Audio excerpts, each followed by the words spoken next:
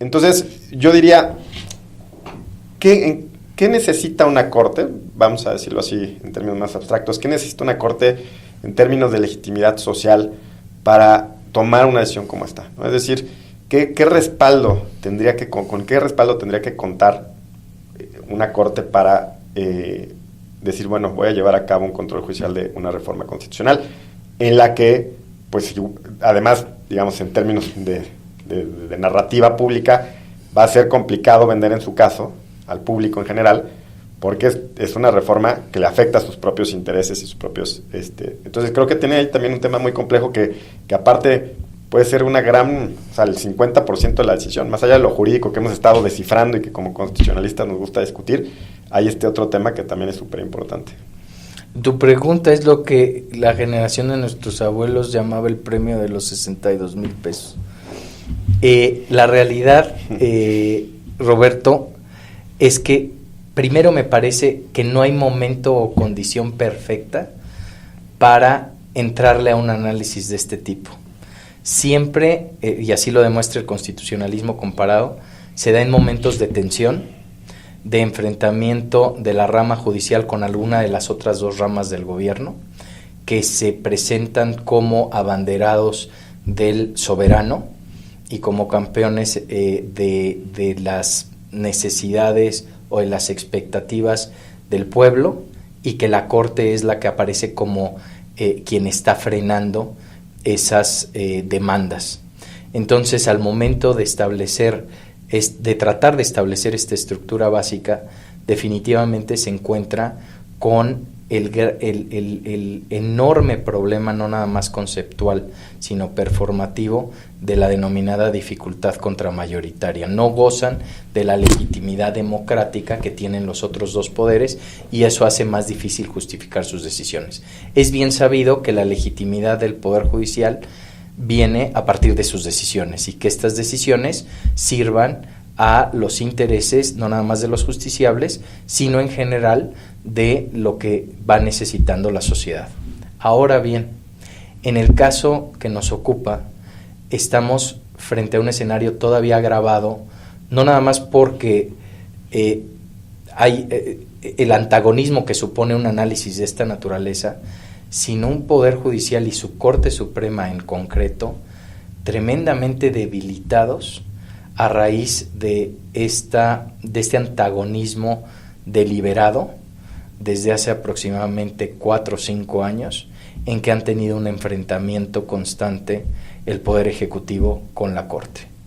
Entonces, a partir de ahí, me parece que el ejercicio que pueda hacer la Corte de la reforma constitucional no nada más es impopular, contramayoritario, sino que podría validar, aún por las razones más legítimas y plausibles que podamos entender y que hemos defendido aquí en el programa, se puede entender como una violación al designio democrático del pasado 2 de junio. Entonces, la Corte, yo creo que está consciente de lo que está en juego, y en ese sentido, y ayer lo veíamos, procuran ser muy cuidadosos en la manera en cómo van a abordar el tema. Por otro lado, tenemos el enorme problema de que la Corte, cuando tuvo la oportunidad, no definió, como bien indicas, una doctrina clara para abordar este tipo de cuestiones y establecer límites al poder reformador de la Constitución. Pero ahí déjame decirte algo a favor de la Corte. Yo creo que no estimaron necesario definirlo, y que siempre asumieron una posición más bien deferente frente al poder reformador, por 2 razones.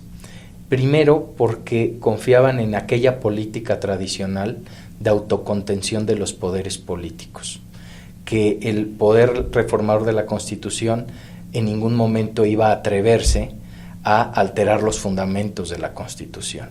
Entonces, en ese sentido, la Corte no hizo posiblemente su tarea, porque dijo, bueno, más bien eso corresponde al Poder Legislativo en cada proceso de reforma, contenerse.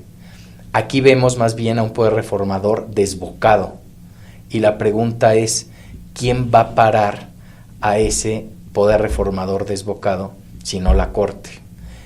Y entonces, en ese sentido, me parece que también debemos entender que la Corte está cumpliendo una función constitucional, porque de no poner rienda a ese poder reformador desbocado, ¿qué sigue? Yo haría la pregunta retórica, ¿qué sigue después de la reforma judicial? Porque obviamente no se va a detener ahí, mucho menos si se establece límites al poder de reforma.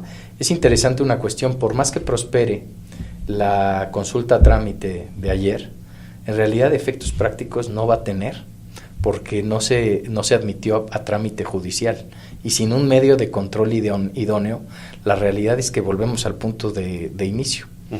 Entonces, en ese sentido, puede ser que la decisión de la Corte vaya a tener un carácter más bien doctrinal, testimonial, pero de manera performativa. Yo no veo, incluso vemos al Congreso y a los distintos actores en franca posición de rebeldía en cumplimiento de las distintas suspensiones que se han emitido, etcétera.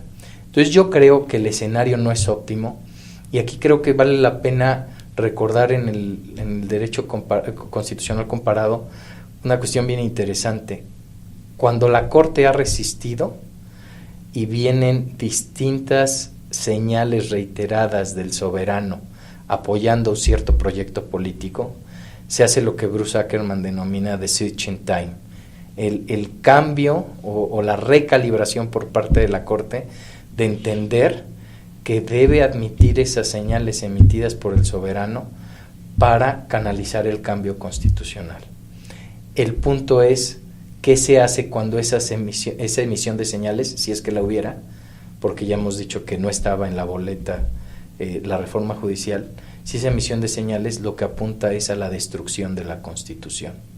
En realidad, posiblemente lo que hubiera evitado todo esto también es que se hubiera planteado desde el principio una asamblea constituyente, y eso estaríamos en otro terreno.